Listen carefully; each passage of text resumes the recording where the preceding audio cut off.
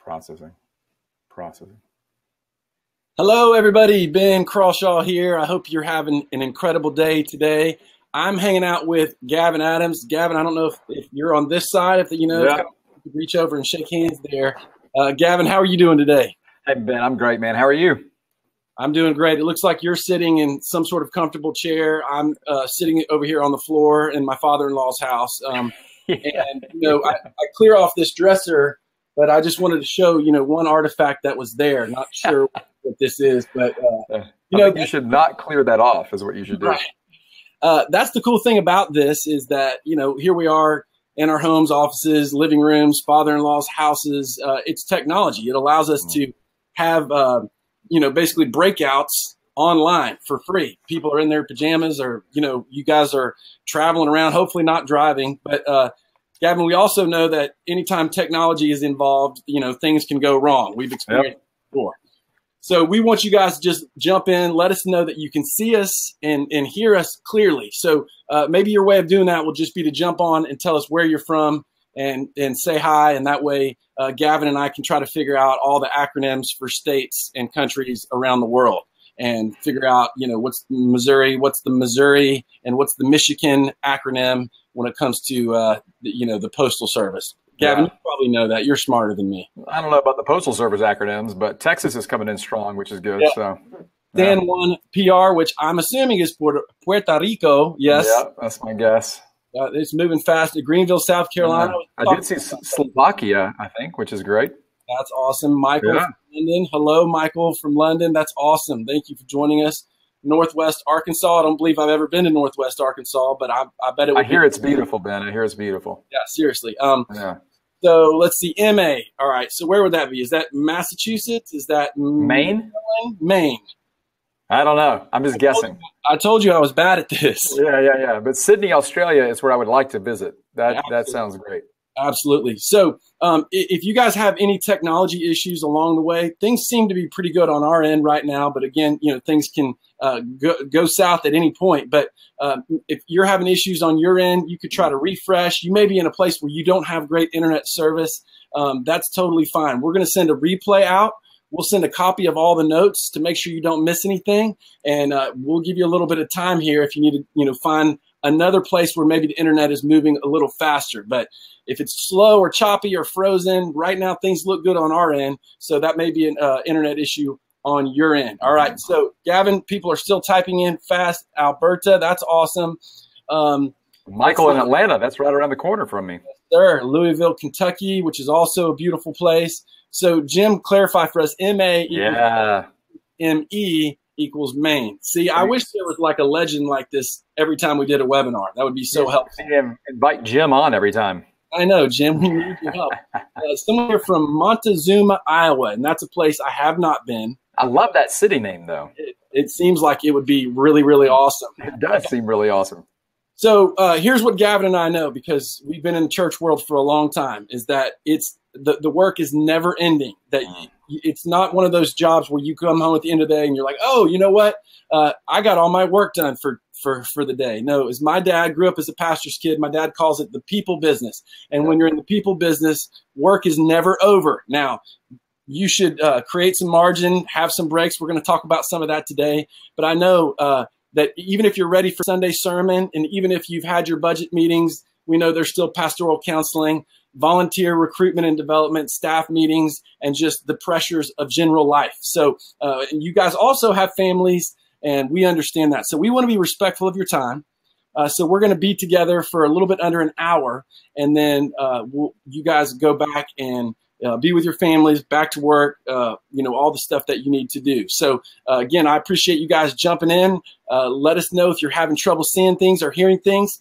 Russell, he's joining us silently today, but he's going to be in the chat stream getting to as many questions as he can as well. So again, grateful that you guys are here. What I'm going to do now is I'm going to share my screen, and that'll take just a second. So don't panic on me. So that way the slides can be kind of prominent, and then we'll talk about what's next after that. So I'm going to share my screen here. Again, this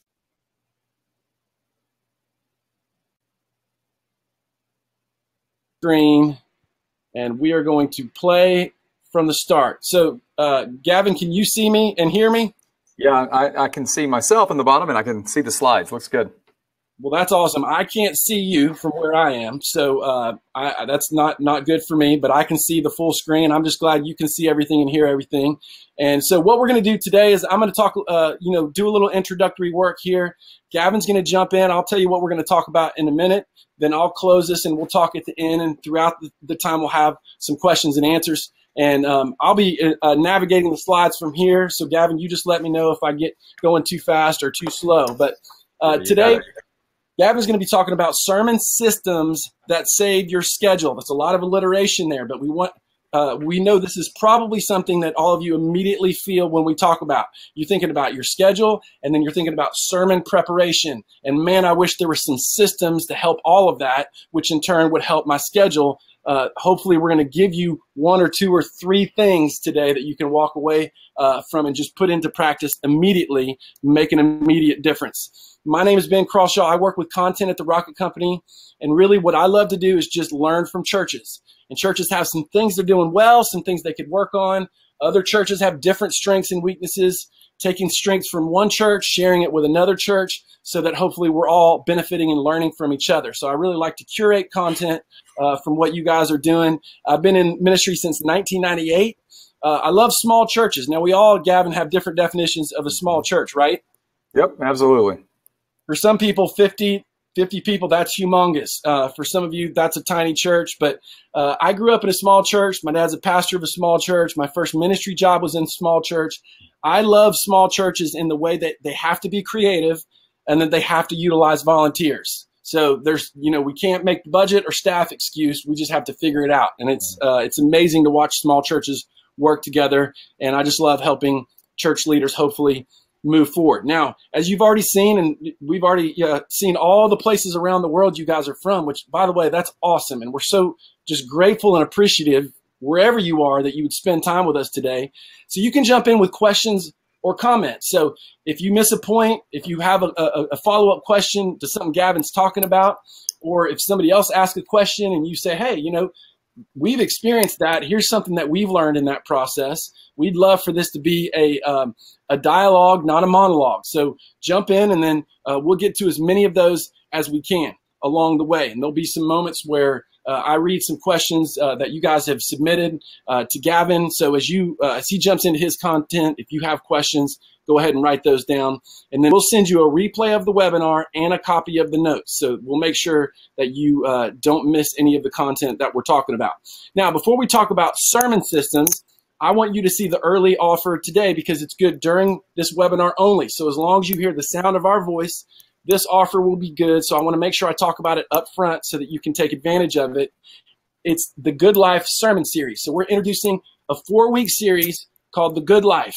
And The Good Life is based around this question: what if there's something even better? God's plan, God's purpose for people's lives. Gavin will talk all about this in a little bit, but it's more than just an awesome 4-week sermon series. Sermon series are great. It's like, hey, give me something fresh, something new, something different. Give me the invite emails and the social media posts. But this series is more than just a sermon series. It's a pathway to preaching health.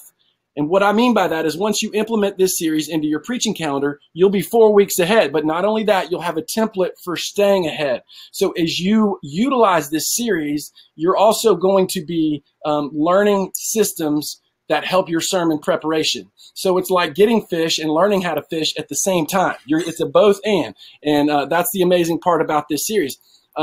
You can preach incredible sermons that engage your audience and grow your church. And that's what we believe this 4-week series will allow you to do.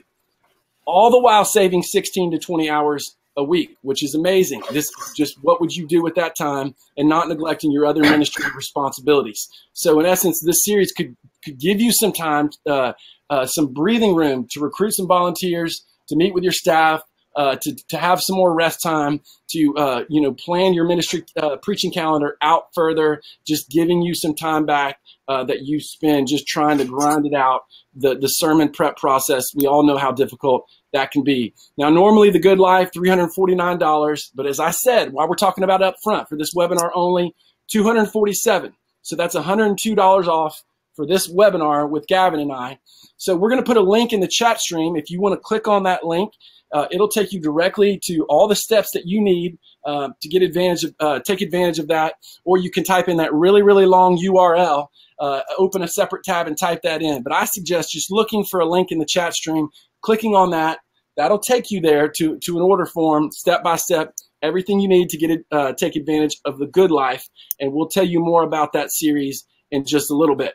So I'm going to turn it over to you, Gavin, to introduce yourself to people that may not know you. And again, you let me know if I need to go forward or backwards on your slides, and we'll work together to hopefully be helpful to people who are on this webinar today.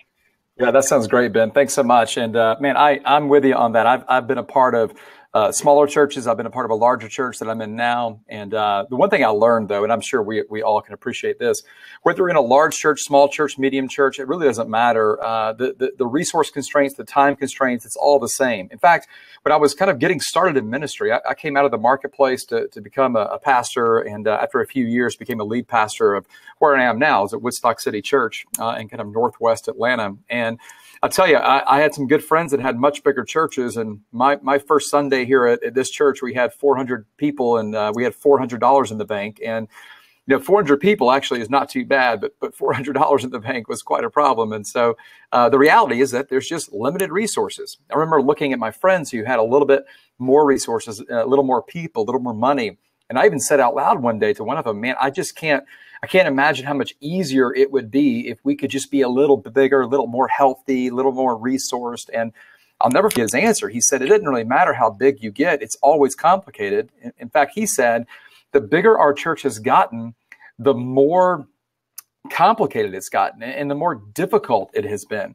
He said, I've never done more funerals. I've never had more counseling appointments. I've never had more people. And Ben, as you said, working in the church is working in the people business. And so the more people that show up, the more complicated it gets. And so that's one of the things I love about Rocket Company. It's one of the things I love about working with pastors around sermons and preaching and leadership is that we all have so much to do. So anytime that we can find efficiencies in that, anytime that we can learn from each other, borrow from each other, get better because of each other, it helps us do our job better. But I think it's bigger than that. And you do too, right?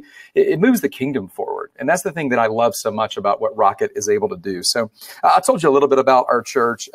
I love being a pastor here. And one of my favorite things I get to do is preach. I really enjoy the whole process of it. But one thing I learned at the very beginning is that preaching is both science and art. It's a healthy combination of both. But no matter how that art science kind of mixture breaks down, it is time consuming. If you want to do it really well, it's going to take a lot of time. I remember somebody telling me early on in my kind of preaching career that I should probably be spending 10 to 20 hours a week. And I thought 10 to 20 hours a week, I mean, how long does it really take to write 3, 4, 5, 6 pages of notes and then get ready to speak? And then after my first message, I realized, oh, it took me 35 because I really was bad at it. And so one thing I learned along the path is that systems are really the thing that can save us in our schedule. If we can understand how to implement really healthy systems, it allows us to prepare better. It allows us to ideate better. It allows us to get ready better. So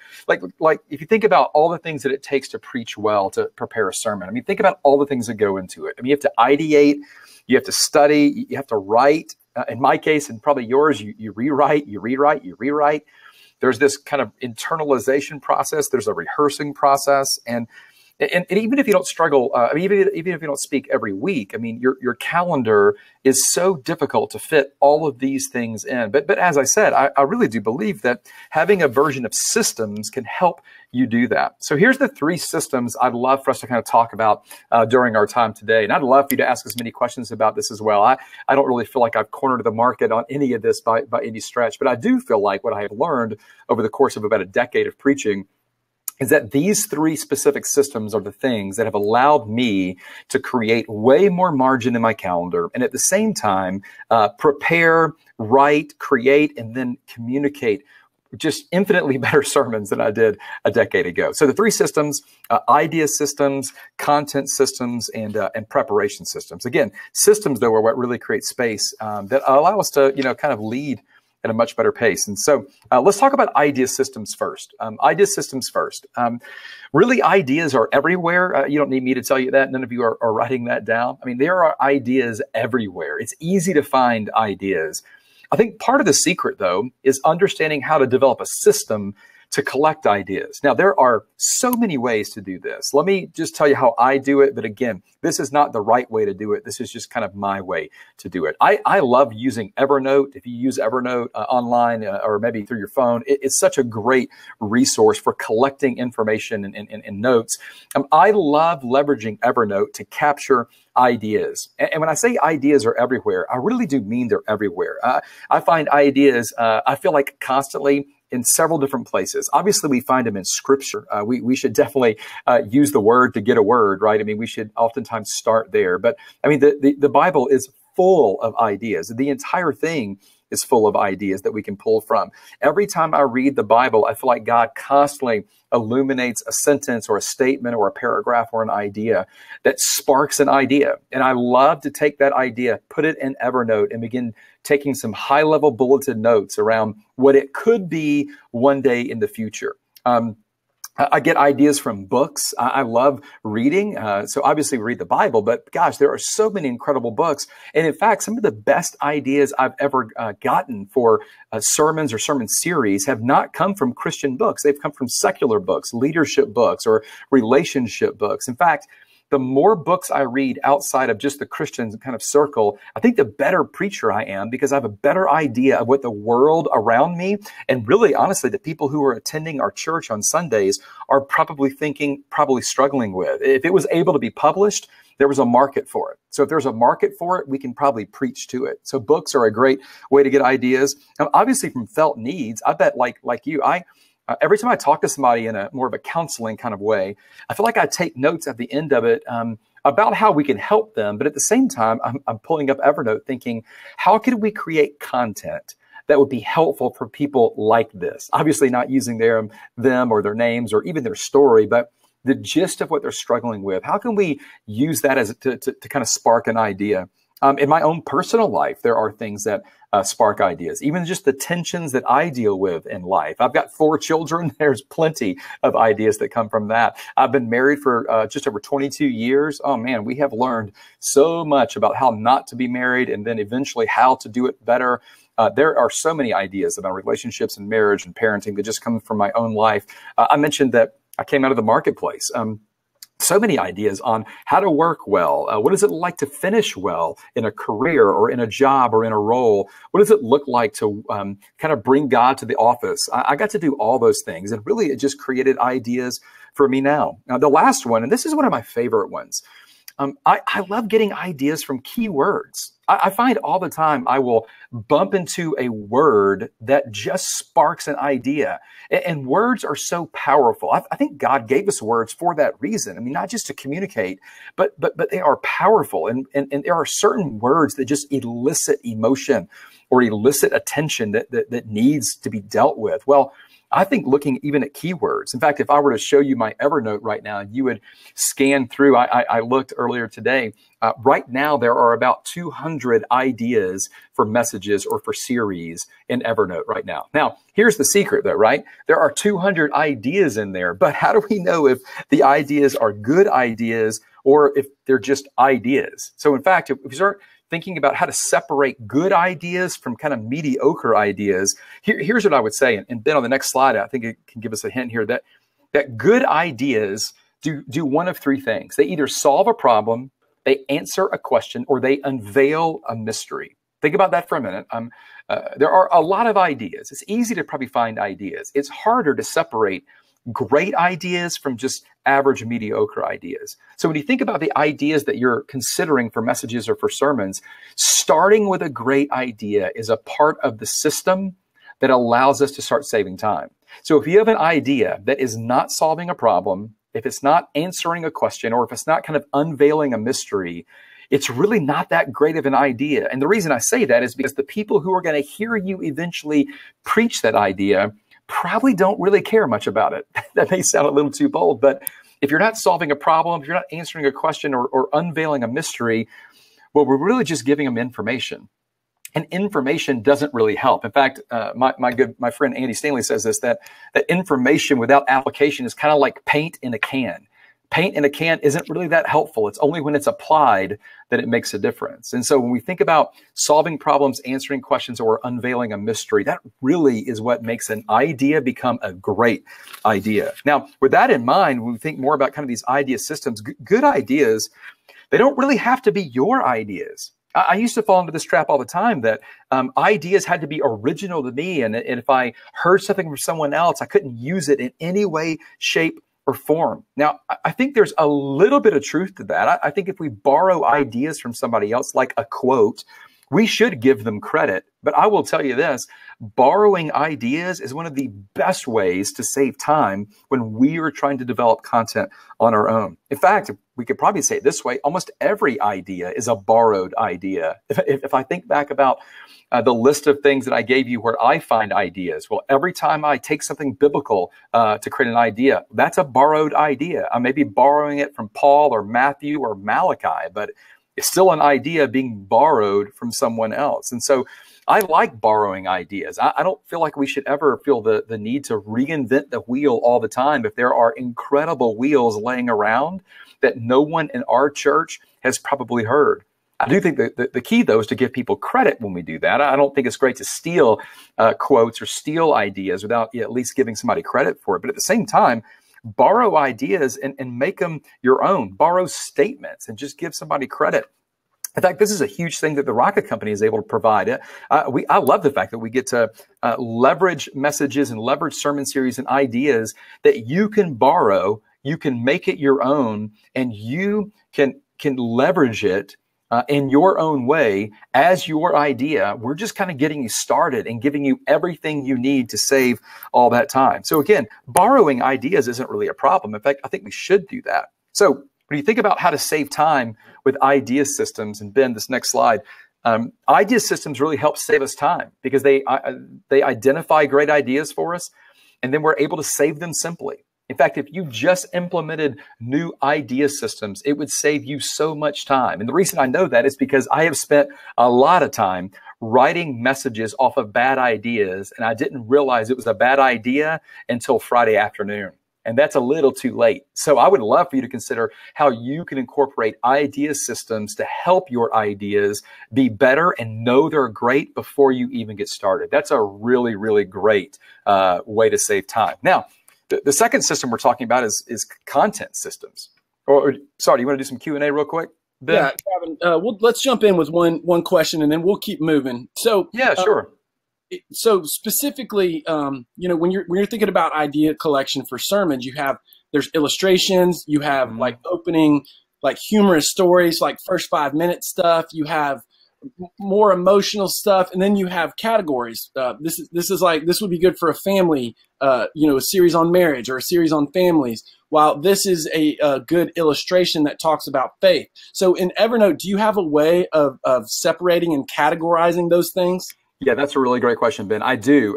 When I mentioned using Evernote, what I really love to do is in Evernote, I have different folders, and some of them, and I literally have them labeled illustrations, great stories, inspirational quotes or thoughts or stories, specific passages with some bolded ideas around how we could teach it maybe in a new way or in a fresh angle. So absolutely. I mean, the more organized we can be on the idea collection system, the more time we'll save when we're trying to work through ideas. And of course, as you're saving all these ideas in a system like that, it makes it so easy to go back and find them.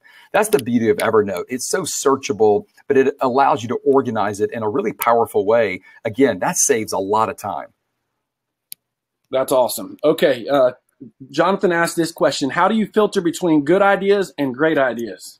Yeah. So I feel like I used to have a lot of ideas that were average ideas. I started realizing after about 6 months or so of trying to make really bad ideas, great ideas, that they weren't answering the questions that I really felt like the message should be answering. So I mentioned that a little earlier, that there's three kind of questions that a good idea should solve a great idea should solve a problem, answer a question, or unveil a mystery. So if you don't have a great idea, you just have a good idea, it's not going to answer any of those questions. A great idea will be able to answer one of those questions. Now, if I could add to that a little bit, Jonathan, just for that question, I also think a great idea usually has something interesting baked into it. So for instance, it's a great idea to teach on worry because everybody does that. That is a problem to solve, right? And Jesus spoke about it a good bit. So do not worry. But what's the interesting angle around that? I mean, do not worry is just an idea, but is it a great idea yet? Well, it's almost one. What's the interesting angle? What's the thing that we could kind of illuminate that causes people to lean in a new way or apply it in a brand new way? So I think when we begin, and we're going to get into a little bit more of this in a few minutes with the content systems, but being able to parse through good versus great, I think, is being able to recognize, is it really solving a problem, unveiling a mystery, and is it interesting? Is it new? Is it fresh? Does it feel a little different than what maybe people have heard before? That's great. That's awesome. Okay, one more question. By the way, that last one was Ezekiel, not Jonathan. This is Jonathan's question here. I read that wrong. Okay, how do you make a borrowed idea your own without plagiarizing? And he says sometimes people tune you out when you quote others. So if you're going to read a long quote, people are like, oh, yeah. But it's kind of what you're saying, finding a way to make it interesting, and finding a way to make it your own without plagiarizing. Yeah, a lot of times when I use quotes, and I do it all the time, when I use quotes, I try to set up why I'm going to show them the quote before I just show them the quote. I think the reason that people tune out is because they don't think they need to tune in.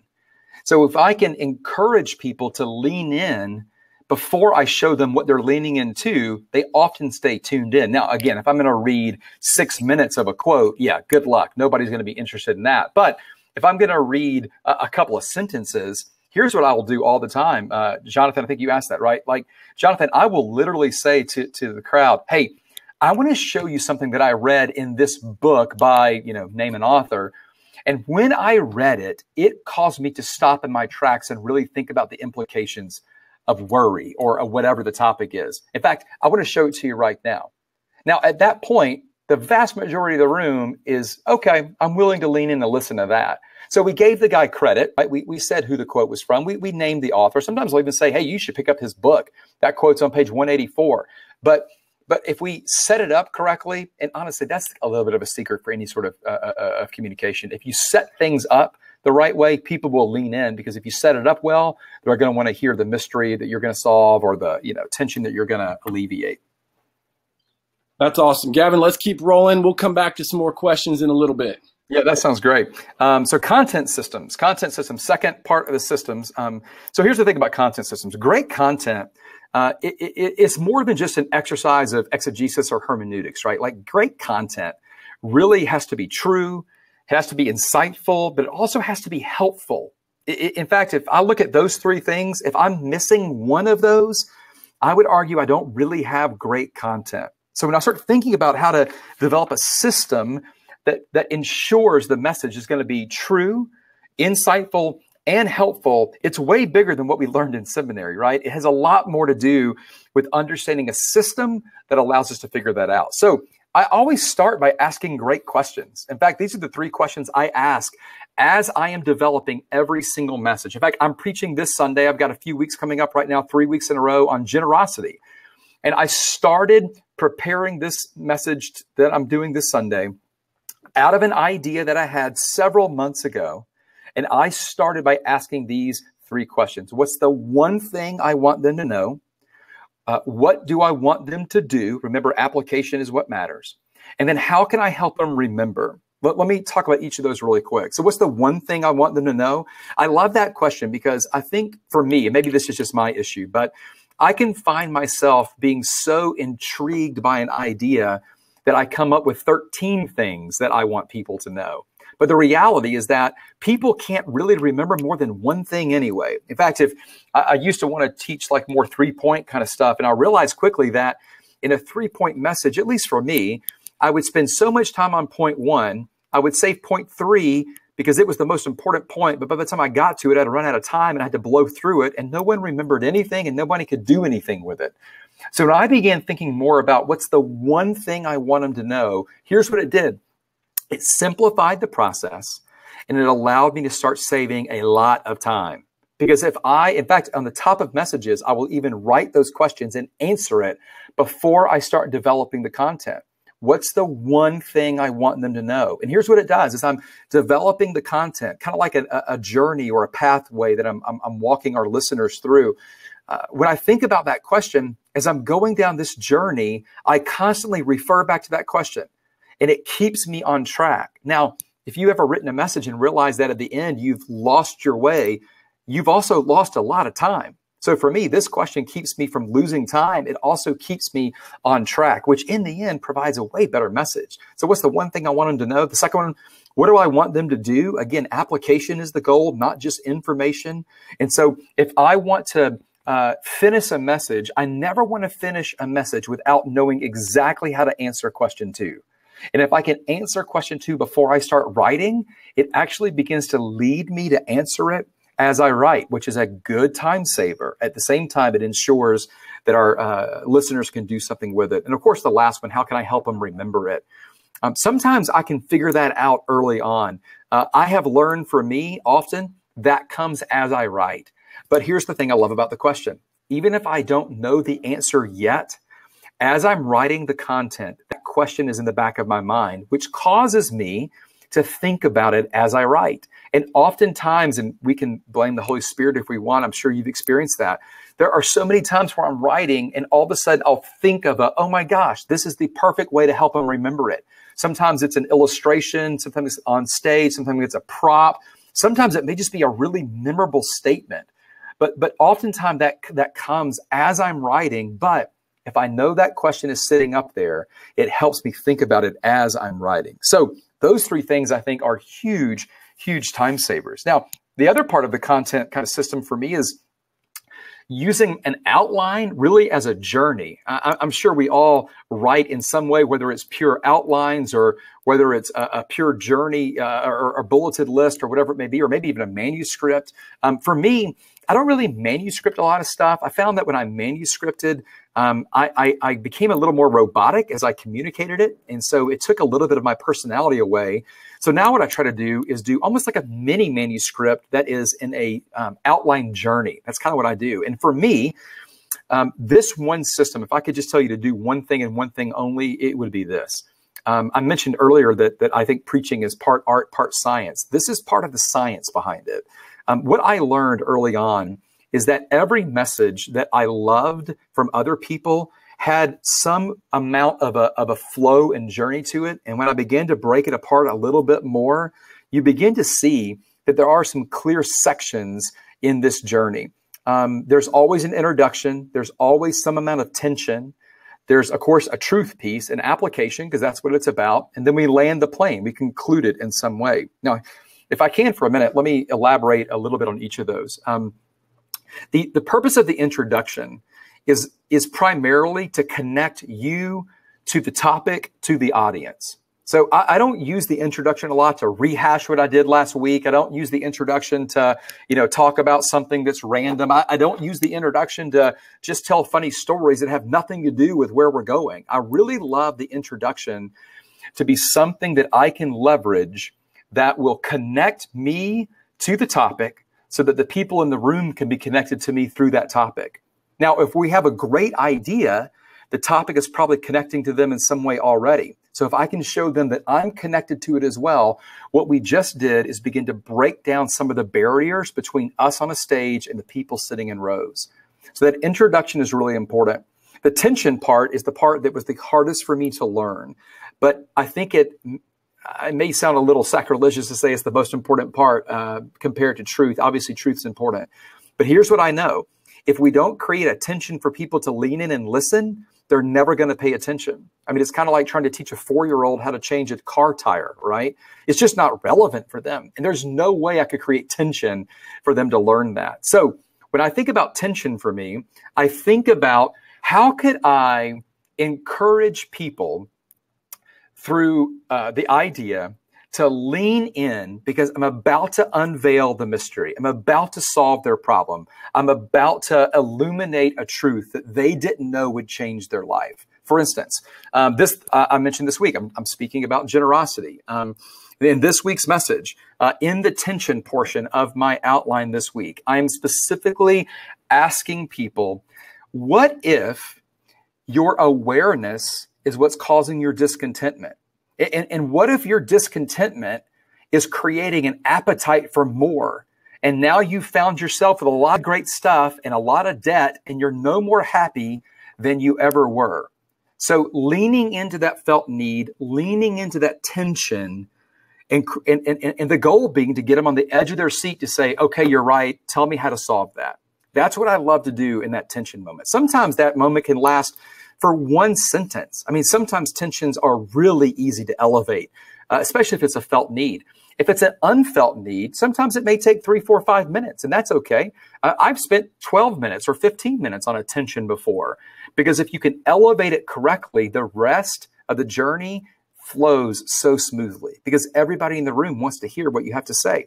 Of course, the truth is, what does the Bible or Mark or Jesus have to say about this, right? And so, of course, we're going to lean into that.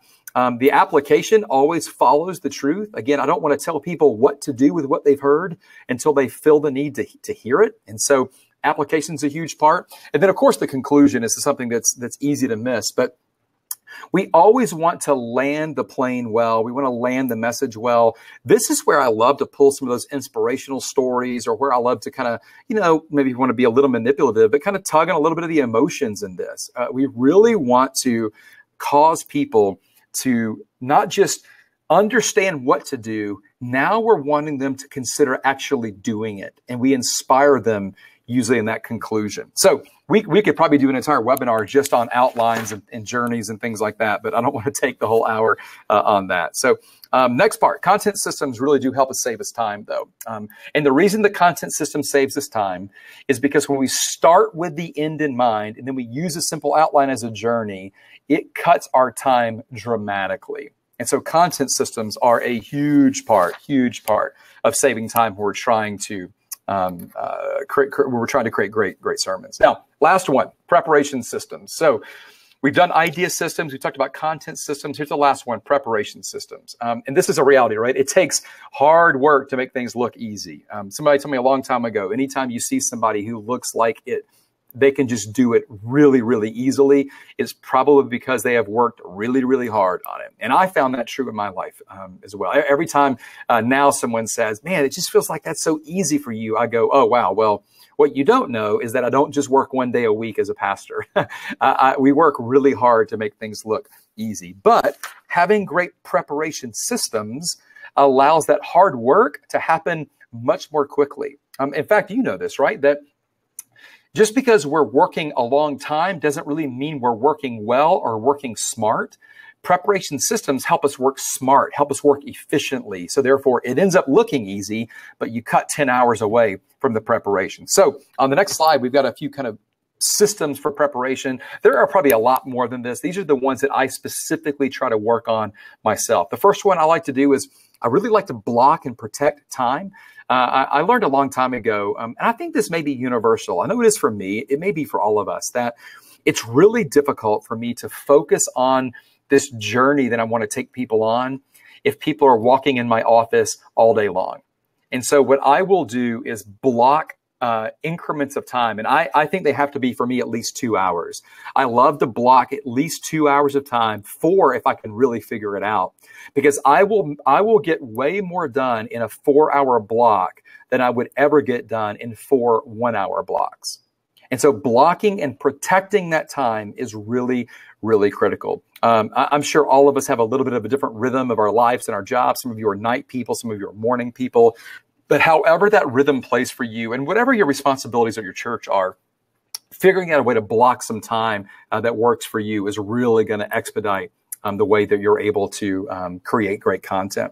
And next one, internalizing as you revise. One of the things that you're going to have to do is internalize a message. It's really, really impossible to communicate a great sermon if you don't really feel it, have a burden that you're carrying with you as well. Dr. Charles Stanley talks a lot about burdens and messages, and that's what he's talking about, that you have to internalize this thing before you're ready to preach it to the people in the room. And so one of the things I love about revising, and I mentioned earlier that we kind of read, write, and read, write, and read, write. One one of the things I love about that is it allows me to internalize it as I'm rewriting it. In fact, when it comes to creating outlines, I encourage people all the time to not allow the fact that the first draft is going to be terrible to keep you from creating the first draft. I used to spend so much extra wasted time trying to figure out exactly what needed to be said before I started writing it out. What I have learned is that by just starting, no matter how bad that draft is, it's a start. And as I begin to revise it, not only does it get better, as I'm revising it, I'm internalizing it, making the preparation way faster. Also, I think you have to rehearse without notes. If you've ever seen me speak or any of our North Point pastors speak or Andy, we speak without notes. The way we're able to do that, though, is really through this preparation system. There's a really cool thing around learning that learning, the issue with learning is not getting things into our heads. The issue is getting it out of our heads. And so the more you've experienced this, right? Oftentimes we learn more by teaching than we do being taught. That's why. Because the more we allow things to be kind of coming out of our mind, the more we actually learn it. So I love to rehearse out loud without notes. Now, I may just take one page at a time, the first go, but eventually I get to a place where I can rehearse and run the entire 30 to 40 minute message without notes completely because I've internalized it as I revised it. And as I rehearse, I'm working on my mind learning because I'm not just reading it. I'm trying to do it from memory, get it out of my head. That's a huge part of learning. It's actually a psychological thing of learning. And the last thing I would say is being ready before Saturday. I mean, we all hate Saturday night specials, but Saturday can be a terrible day for our families. And so I love making sure I'm ready before Saturday. So for instance, I mentioned I'm preaching an opening week of a generosity series this Sunday. Well, earlier today, I spent 1 hour rehearsing out loud without notes. I'm going to do that again tomorrow a couple of times. For this message, it took 5 revisions to get this message to the place where I feel like it's ready to be taught. So after 5 revisions, I've already internalized a lot of it. In fact, if you ask me to do it for you right now, I'd get about 80% of it probably pretty accurate without looking at any notes. And the reason is because I've already internalized so much of it through that revision process. But I'll do that again tomorrow. I'll go through it a few more times tomorrow. And then Saturday, I'm actually going to get to rest. I'm going to get to enjoy the day with my family. And I'm going to show up Sunday morning like kind of, a bull ready to go. I can't wait for that day, for that moment to start, for the lights to come up because I've been ready and I've been rehearsing to get ready. So last thing on this, really, preparation systems help save us time and make our work quick work. And the reason is because we have systems in place that allow us to make the best use of the time. Making best use of the time, I think, is really the secret on that. So those are the 3 big systems: ideas, content, and preparation. All of those combined can save us an incredible amount of time as we're working to create great content.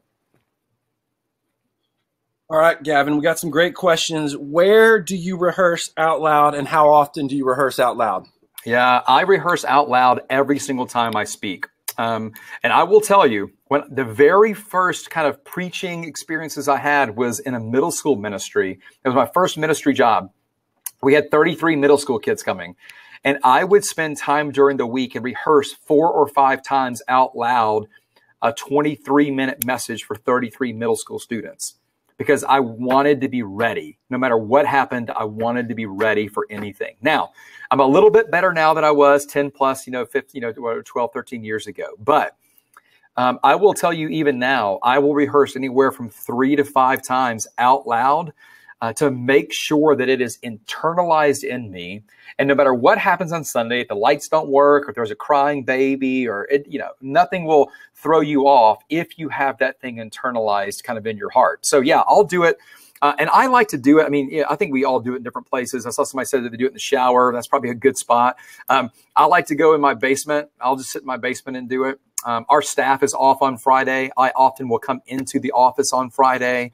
And it's pretty quiet here. I'll just go in my office and shut the door, say it out loud. And I try to do it as much as I really try to do it in real time. In fact, I'll turn the timer on my phone and time exactly how long it takes for me to do it. So I want to remove any sort of uncertainty heading into that Sunday morning so that I'm fully prepared to really just communicate with the people in the room. Because last thing on this, I'll tell you, this has been one of the bigger learnings for me. I used to communicate at the people in the room, but then I learned how to do this more systematically. I learned how to prep way better. And now, instead of communicating at people, I get to communicate with people. Because when I wasn't really sure of what I was saying, if I wasn't really sure about my outline, I hadn't really internalized it well, I spent more time thinking about what I was supposed to say next than who I was saying it to. Now I feel like I really get to think about who I'm saying it to, which has been a game changer, I think, for our audience, not just for me and my time. Yeah, and that's awesome. And we have great questions coming in. We're going to get back to some questions in just a second. But I'm going to let you conclude this, Gavin. Yeah, sure. Some questions after I talk for a little bit. Yeah, that'd be great. Yeah, I mean, really, great ideas, content, and preparation is what really does allow us to communicate with people, not just to people. I kind of mentioned that a second ago. But I think those systems allow you to be a way better communicator, preacher, speaker. But at the same time, it can save you a lot of time in the process. So that's really a win-win for all of us. Yes. And again, we'll come back. You keep typing in your questions. We're going to come back to questions in just a minute. But I'm going to ask you a question up front right now. What would you do with an extra 16 to 20 hours per week? I mean, can you imagine having that kind of extra time in your schedule?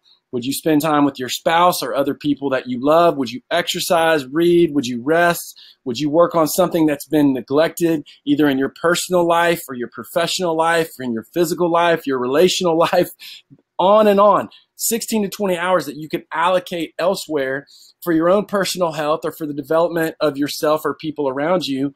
Just imagine that. This is what a quote from Gavin. This is what he said. Too many pastors and church leaders leave their ministries because of burnout. Those who don't have learned the secrets to well-being. And you've heard from Gavin all day, but this is what he's talking about, burnout and preventing burnout, not just preventing burnout, but well-being and enjoying margin, just being able to savor and soak up your job as opposed to just always feeling like you're on the edge of burnout. And that's why we're thrilled to introduce the Good Life Sermon Series. So, Gavin, first off, I'll just ask you to just talk about what the Good Life Series is and why. Yeah, I'd love to. Really quick, though. For me, the Good Life Series came out of a real felt need idea. People were asking a lot about, how do I know what God wants for me? How do I know what direction to go in? What is God's will? That feels like such a nebulous thing to hold on to. And so that idea seemed like a real great idea because it answered one of those questions, a problem that needed to be solved. And so we created a 4-week at my church here. I created a 4-week message series called The Good Life, where we really talked about finding or discovering purpose in life, discovering God's plan or his good plan for our life, knowing that if there is a good God, he probably has a good plan for us. So how do we discover God's good plan? How do we kind of figure it out from the beginning? How do we continue to walk that good plan? And after we figure it out, what do we do next after we're kind of what do we do while we're waiting? Like, let's say you don't know what it is yet. How do you wait well on that? And then ultimately, how do you find great purpose in that? Because God made each of us unique, which means I can't tell you God's plan for you because you're unique to God. Only God can tell you that. So how do we do that? And once we discover it, what do we do with that discovery? So it's a 4-week series that I was able to do here at Woodstock City Church. And I'll tell you, I mean, we get to do a lot of stuff here, and I really enjoy the fact we get to preach a lot. But this has been one of my all-time favorites because of the response we got, and I think how it helped people navigate this massive important topic of discovering purpose, discovering God's will.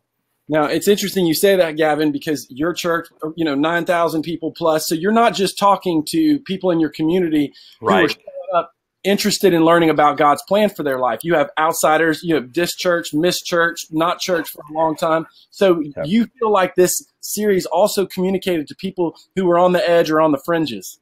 Yeah, well, one of the things that I started the message by saying, in fact, week 1, I kind of started by saying, even if you're not a Jesus person, you're not a church person, you're here to meet somebody cute, or people kept inviting you and you finally just gave in because good grief, stop asking. no matter where you are with God in church, one thing I know for sure, because all humans have this condition, we want to know what our purpose is. We want to know if there's something better, if there's a better way to live, if there's a more fulfilling way to live. I want to know. I mean, what a terrible thing to get to the end of our life and realize we missed out on the best part of life, or as we said, the good life. You know, what would it feel like to miss out on that? So one of the things I loved about the series is that we were able to speak directly to Christians and non-Christians the entire time. And to your point, Ben, I mean, our church is full of people. You know, we have about 9,000 or so, whatever, 7,000 to 9,000, depending on the Sunday and if it rains or snows or not. And in that room are people who have been, following Christ for 40 years. And there are people in there who are agnostic, who are just trying to explore if there's anything better than what they've experienced. And so every time we speak here, we're having to speak to every single kind of context of faith, which I think is one of the things about the series that makes it so helpful. Yeah, and that's awesome. And The Good Life, as we just mentioned, is an actual sermon series that Gavin delivered in the community in Woodstock City area. The church and the community loved it, insiders and outsiders both. And that's why we said, okay, we put all this work in, Gavin, his team, and can we not export this so that other people could benefit from this? And it's like, man, this series resonated so much. Man, we would be missing something if we didn't share this with everybody out there. So it's 4 weeks of sermon outlines and notes. Week 1, let's go for a walk, maintaining our pace. Gavin just alluded to what these weeks are about. Hey, Ben. Yes, sir. Hey, really quick too, man. Somebody asked, I think a couple of people asked about like seeing outlines or seeing how I actually do this. These 4 outlines are literally written out of that same format that I just showed you. So those 5 kind of sections and the 5 kind of paths along the journey, these outlines are exactly in that format. Yeah, and I love that. And listen, for those of you listening to this right now, you get these 4 outlines. You can use these as a template, and you can look through the way Gavin did it and steal it if you want. Don't give him any credit for that. But if you're like, okay, I see the way he did this introduction. I see the way this tension was brought up. I see the way he answered this question, what do you want people to do, and the application. Those templates are great. And, as Gavin talked about at the very beginning, getting ideas from other people. I love pastors learning from other pastors. And I love listening to another pastor and saying, hey, what did he or she do that worked? And not that I want to replicate that or try to be them, but I want to learn from them. And that's what you can do with this sermon series. We're also going to have coaching videos, series graphics, emails and social media posts so that you can invite your core insiders and encourage them to invite friends. And then you can blast your entire list all the way across the board with a big invite to the series, as well as social media posts. $349. Now, if all this did was get you 4 weeks ahead, would those $349 be worth it? Well, if this helped you help people in your community discover God's plan for their lives, would that be worth it? If this taught you, as we just mentioned, teach you methods for crafting sermons that will add margin back into your life and ministry, would it be worth it? $349? Absolutely. But today, $247, that's $102 off. There's going to be a link in the chat stream.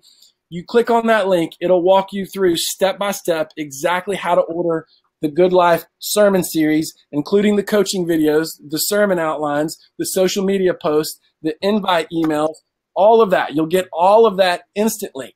You can also open a separate tab and type in this URL if you just feel more comfortable doing that. You might have to come back and forth and elude, or maybe copy that if you can and then paste it into another tab. But the easier way to do this is just to click on the link in the chat stream. Russell's going to continually be putting that link in there that you can just click on it. It will take you directly to an order form so that you can take advantage of this today. And that's $102 off. And again, let me remind you what you're going to get. You're going to get all of this stuff, the templates, the sermon outlines, the Good Life sermon series. That's just $247. Click on the link in the chat stream to take advantage of that right now. Now, we'll come back to Q&A, but I want to keep this in front of you, and we'll continually, put the that link in the chat stream. We'll put it back in a couple of times so that as you are having conversations or looking for what you need to get a hold of that you can see that link and click on it, so you don't have to type in that super long URL. So while we do this, we're going to come back to some questions. Let me see right here. Someone asked, is there a way, Mike asked this, is there a way to get a few weeks ahead, and how can we get that started without compromising the current week? Mm-hmm. Gavin, what do you think about that? Well, you get the Good Life series. I mean, honestly, that's the way to do that. I think finding ways, and that's why I said borrowing from others is not a bad thing. I would also encourage you. I know a lot of pastors feel that they need to preach every week. I think that's unsustainable anyway. I mean, the absolute best preachers in the world don't do that. I would encourage you to figure out a way to do 30 to 35, maybe 40 a year, but build in breaks and build in margin and allow other people an opportunity to grow and learn and have that platform from you from time to time. I know for sure if you can give somebody else a 2 or 3 week, series, even if you come alongside and help them a little bit, that automatically creates windows of time for you. Again, with technology, I mean, show video message from somebody. I mean, there are so many ways that you can share your platform and create space, create margin for you. And of course, that's partially why the Rocket Company exists, is to help people find that margin and be able to bring margin back to their life. Because again, we don't want pastors to just survive this. This mission is too important to survive. We need to thrive in it and allow God to thrive in and through us as we do that. So that's how I would at least suggest you figure that out. Yes, and you take advantage of the Good Life Sermon Series, and that gives you 4 weeks of buffer. And that's the beauty of a preaching calendar, is getting together with a few other people so that you're not in a silo, which, by the way, the other people you get together with, they don't have to be speakers, pastors, communicators. You can get a few people that you trust, people who understand the audience that you have, the audience that you're trying to reach. You can brainstorm a couple of months or an entire year in advance. And to Gavin's point, if you're going to utilize outside speakers or people that don't communicate regularly, people who don't communicate regularly, they need more time because people who communicate regularly can maybe have a few days to get ready for a sermon. People who don't, they need weeks to plan. So if you have a preaching calendar, you can give those people plenty of time in advance to get ready to communicate. And also, Gavin, you and I have both experienced this, having teams of people, volunteer and staff members who try to bring a Sunday morning service to life. When they know what we're talking about in advance from a preaching calendar, then we free them to be more creative because they have more time to say, how can we make this better? Yeah, Ben, I've kind of given our production team here really the authority to push me to be 3 weeks out all the time. And that's why I feel like our service experiences are infinitely better when they can be prepared. But I'm usually the hang up on that. I'm the critical path for that. So I try to be 3 weeks prepared in advance. I have 3 weeks on generosity coming up. I've already written all 3 of those messages, given it to our production team so they can begin thinking about the creative side of that. Yeah, that's incredible. All right, let's jump back in here. Let's see. Okay. Hey, Sean asked one good question I'd love to answer. Just what season did we do this in? I think messages like this are so high felt need. I love leveraging these during high felt need seasons of new people showing up, guests for us, a lot of unchurched people. So kind of June and July in our church context, summer here for me is a little bit more insider, not a lot, but a little bit more.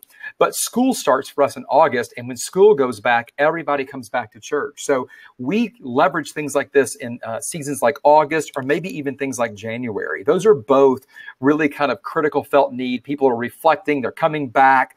I love kind of using these kinds of ideas in those seasons.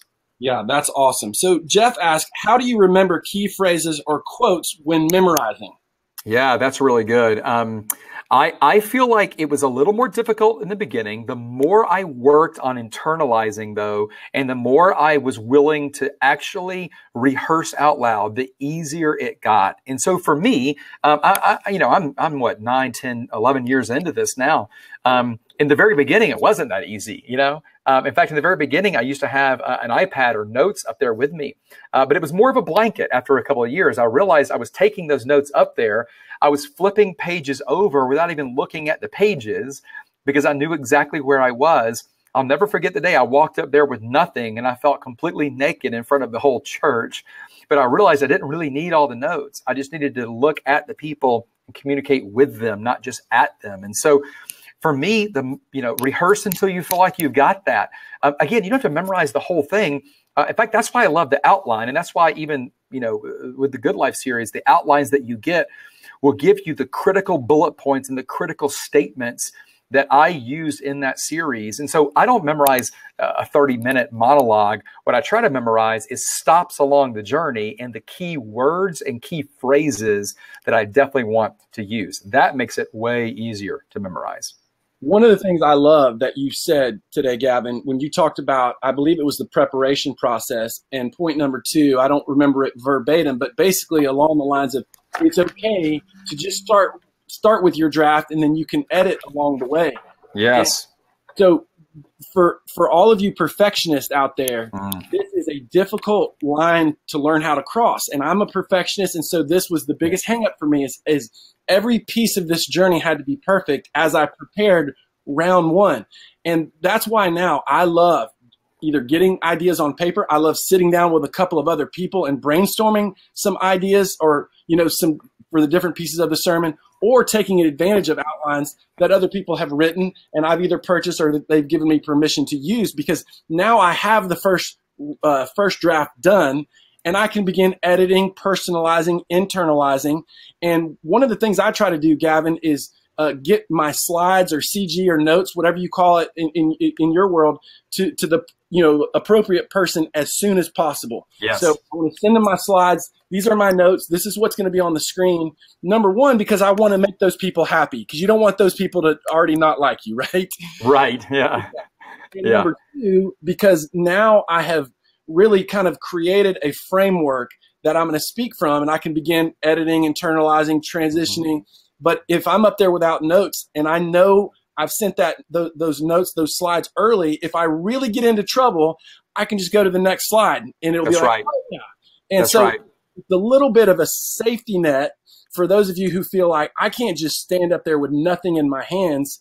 So you're not completely off of a cliff because you have, if you use slides, because you can say, let's go to the next slide. Oh, yeah, that was my next point, right? Hey, honestly, our slides are our notes. And what we do is build enough slides in. And we did this in the Good Life series for you, but we build enough slides in that you talk about that slide until you're done talking about that slide. And then you get to go on to the next one.